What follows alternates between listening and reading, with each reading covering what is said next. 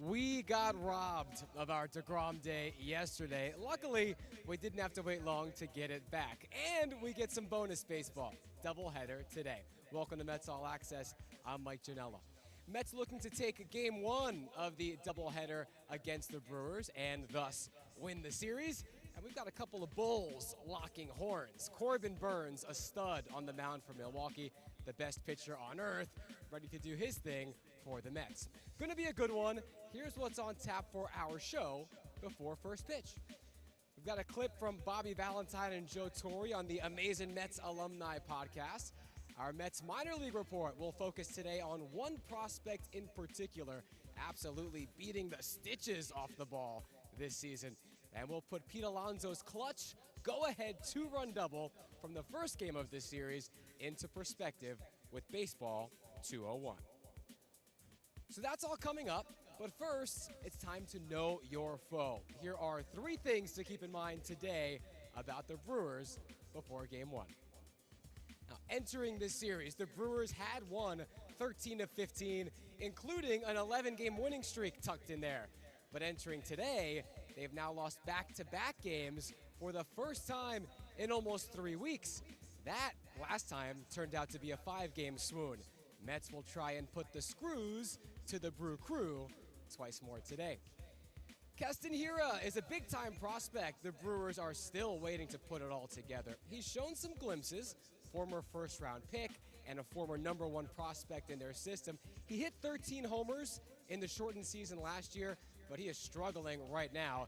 It is too hot out these days to be wearing a golden sombrero.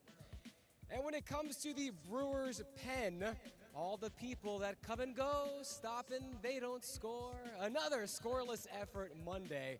Penny Lane indeed. They've got a sparkling sub-1.5 ERA their last 10 games. Could be tough sledding for the Mets bats today between Corbin Burnes starting and then Josh Hader, Devin Williams and company in relief. Let's see what this offense can do against some good arms today. Let's see now what you can do. It's time for our social question of the day. We want you to answer it, and we'll share some of our favorite responses later in the show. Here it is. What's your favorite ballpark food? An easy question to ask, a very tough one to answer. Hot dogs, ice cream, maybe something you've had at another park, like Brats in Milwaukee. I don't know, it's your choice. Hit us up on Twitter and tell us using hashtag Mets Pregame. We'll share some of your tweets later in the show. For a little inspiration, how about some pizza? It's a summer day at the ballpark. You can treat yourself. Well, I recently stopped by just the place. Let's eat.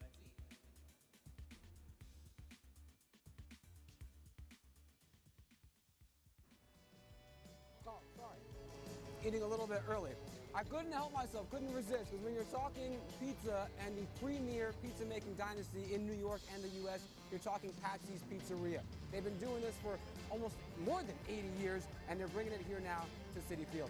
You can get this gorgeous margarita pizza, which brings fresh pizza dough, fresh mozzarella, their sauce, basil, Romano cheese, extra virgin olive oil. How about the pepperoni that I couldn't help myself with either? Get that beautiful pepperoni taste. I love the little pepperonis. You can also get an original cheese too. Available in the Delta Marketplace. Visit Patsy's in the Delta Sky 360 Club or up here in the Promenade section behind section 412. Happy eating!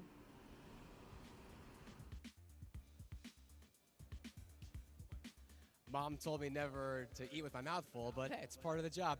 Make sure to also follow at Amazing Mets Food on Instagram for all of Citi Field's best eats.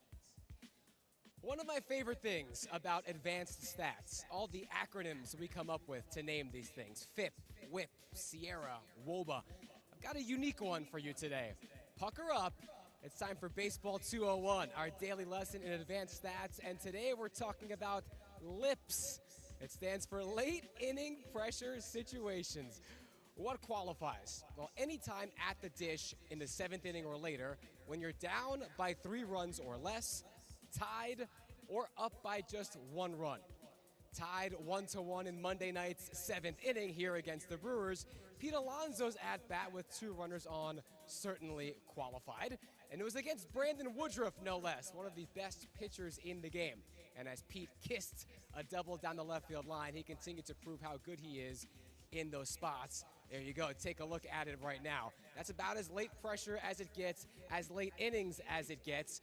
And it brought around to on Monday. On Sunday, with the Mets down 5-4 and getting last licks in that doubleheader against the Yankees, we showed you briefly that home run against Aroldis Chapman, another Lips situation. And Pete's been doing it all year.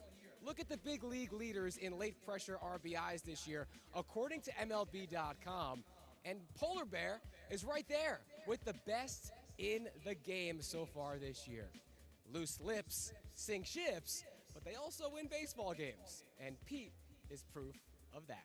And there's today's Baseball 201. Well, something my lips are not sealed about is today's amazing offer of the series. And Pete Alonso comes through again. Take a look. Mets fans, welcome to the Mets team store located in the Jackie Robinson Rotunda. The Mets team store is open on game days and non-game days from Tuesday through Saturday, 10 a.m. to 5 p.m. Here you'll find all your Mets essentials, including hats, shirts, and amazing jerseys. Today's offer, we have a name and number Pete Alonso t-shirt, so come on, get yours today and rock your favorite team in style.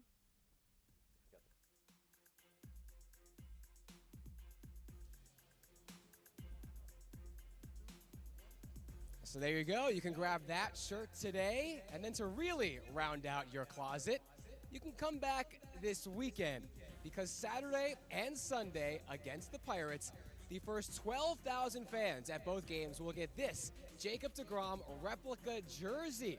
So come on back out this weekend against Pittsburgh and rock that 48 on your back. Mets.com/tickets. You can take it from there. Time now for the Mets minor league report. Normally, we run through the best performances from all of the Mets affiliates the day before. But today, I want to focus on one particular prospect because he's earned it. Mets fans, meet Mark Vientos of the Binghamton Rumble Ponies. Now, the Mets took the third baseman out of high school when he was just 17 4 years ago. He's 6'4", still filling out his 185-pound frame. Scouts give Mark 60 grade power on the 80-point scale. He's got a great arm for the hot corner, too. Put it all together, and he's the 8th ranked prospect in the whole Mets system. Most impressive has been Mark's performance this season. It's his first taste of Double-A, and that power is starting to show out. You see he's near the top of the leaderboards in homers and slugging, and even more impressive is that the average age of players in the Double-A Northeast is 24. Mark's doing all this, and he's still just 21 years old, playing against older competition and flourishing so far. Vientos has really turned it up lately, too. 10 homers and 23 RBI in his last 18 games. That's exactly what the Mets hoped for when they used the 59th overall pick on him back in 2017. I got a feeling this won't be the last time we feature Mark Vientos on the Mets minor league report this summer.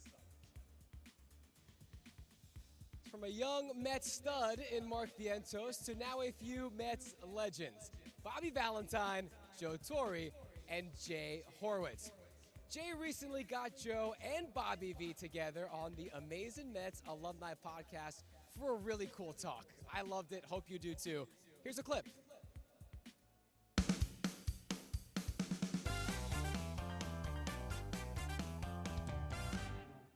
This is Jay Horwitz with the latest edition of the Amazing Mets Alumni Podcast, and I'm proud to welcome two guys I've known for over 40 years, Joe Torre and Bobby Valentine. These guys were friends, rivals in 2000, and they're involved in a great project now. Bobby and Joe are co-producing or co-directing a film about baseball impact after 9/11, 20 years since.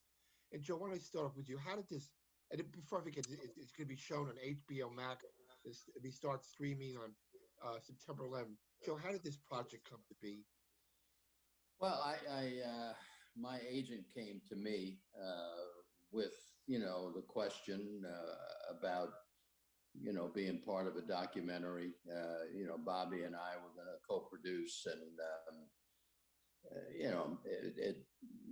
you jump at the opportunity. I mean, it was such a terrible time in our history, but I really learned something from 9/11. I realized how much the people needed baseball. I initially, when it happened, baseball was probably the last thing on my mind. We're all thinking the loved ones and where is everybody?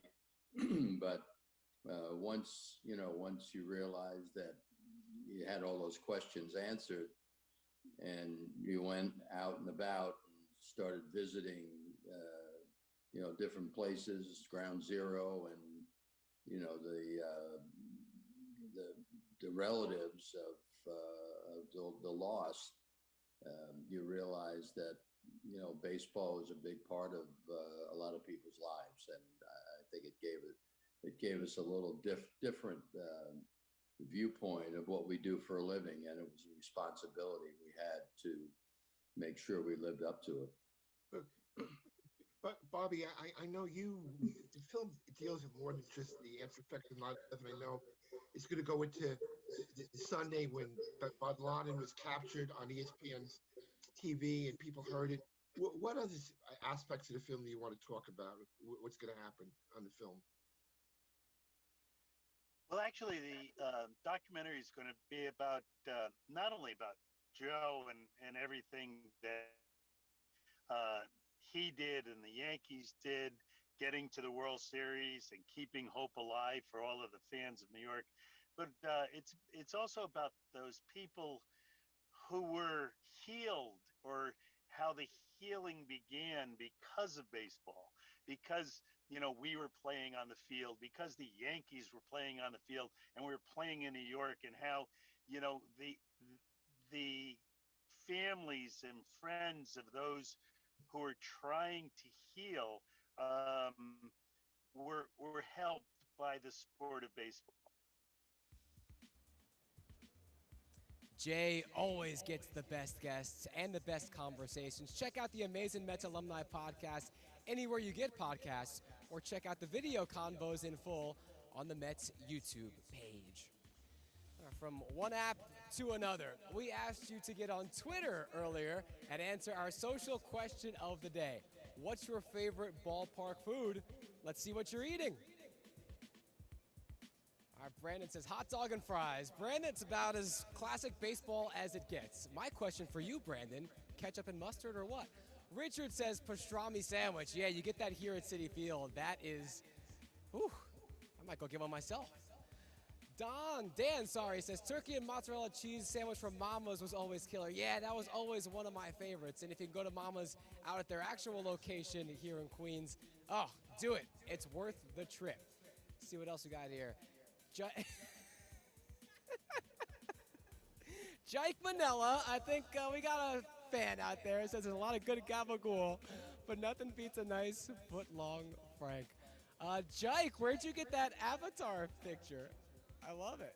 Come find me some point today. Can't wait to meet you. Yeah, gabagool, always good. Keep your answers coming. We'll have even more to share later in our pregame. Jacob deGrom gets ready to take the hill against the Milwaukee Brewers.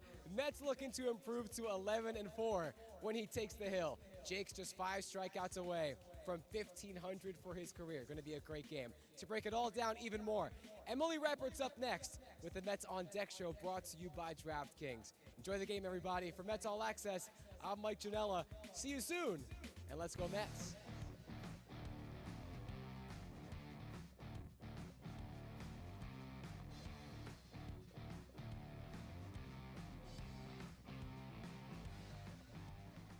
Mets fans, coming up in the 4th inning, get ready for your chance to compete in home run refreshment with Coca-Cola live on Citi Vision. From your phone, scan the QR code or get in the game from the Ballpark app. Win great prizes such as Mets jerseys, authentic game-used balls, and caps. Be sure to download the Ballpark app and get ready to win big. Home runs for chicken. If a Mets Mets player hits the hashtag Eat More Chicken sign on Shea Bridge, Chick-fil-A Tri-State invites Mets fans to enjoy a free Chick-fil-A offer. See Citi Vision for details. Terms and conditions apply. He is the king of the Ace Mountain, I believe. When Jake takes the mound. Jacob deGrom has his masterful performance, rewriting record books. Very single-minded and focused. Very few are. He's got our back. Get him on yours.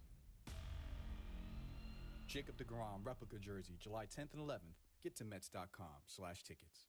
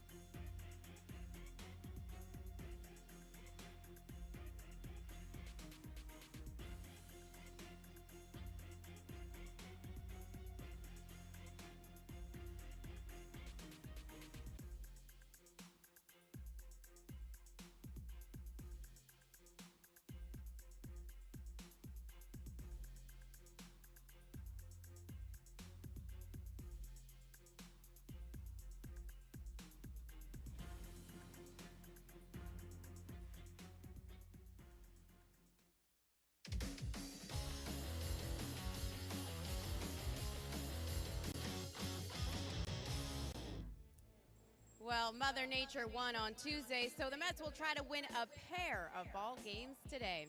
Welcome to the Mets on Deck show presented by DraftKings. I'm your host, Emily Reppert, here to get you set for Game 1 of today's Twin Bill. The Mets made a statement on Monday night, defeating the first-place Brewers by a score of 4-2 in the first game of this three-game set between playoff hopefuls. Pete Alonso stayed red hot in the win, putting the Mets ahead for good with his go-ahead two-run double in the seventh inning. Pete has 5 RBI during a 3-game RBI streak and a total of 10 in his last 9 games overall. Monday's win gives the Mets victories in their last 3 of their last 4 games, and they'll look to clinch a series victory against the Brewers when they send Jacob deGrom to the mound in Game 1 this afternoon. So let's check out the highlights from Monday's win and then hear from the Mets in the Clubhouse Report.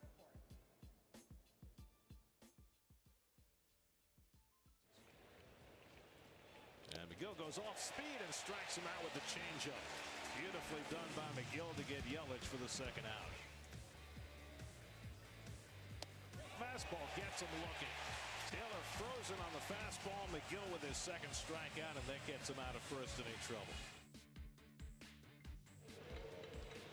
He pulls that one on the ground. Could be 2. McNeil to VR and on to first in time for the double play.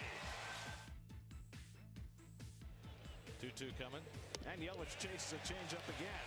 And McGill gets him for the second time. Which would be understandable. Punched the other way by Nimmo. That's a fair ball. And the Mets have their first base hit. It caroms off the tarp.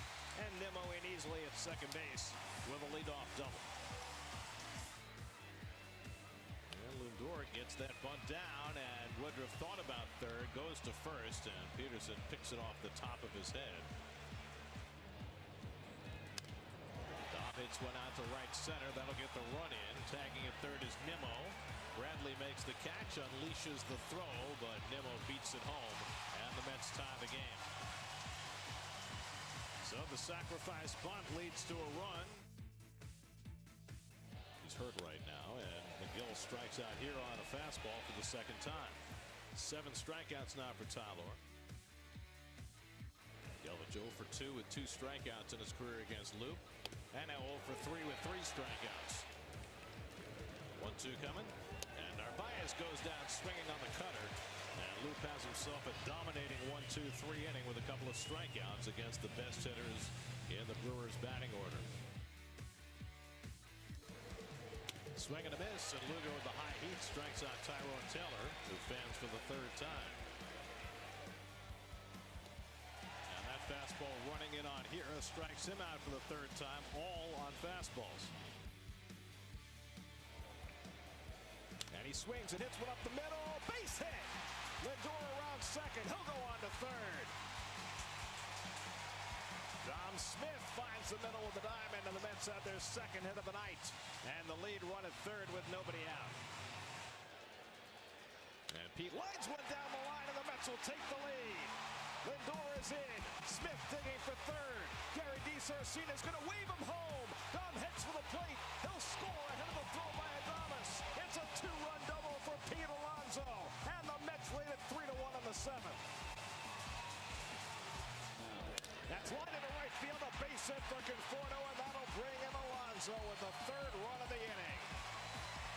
Conforto breaks out of his slump, and the Mets have cashed 3 runs against Woodruff in the 7th. They lead 4-1. Again, the 0-2 coming to Hero. Struck him out. 2 men down. And Bradley skies one along the left field line. Pilar was playing very deep. He comes in. He's there. And the ball game is over. Diaz bends but doesn't break. Pete Alonso with the big hit to put the Mets in front. And the Mets take the opening game of this series between division leaders as they defeat the Brewers 4-2.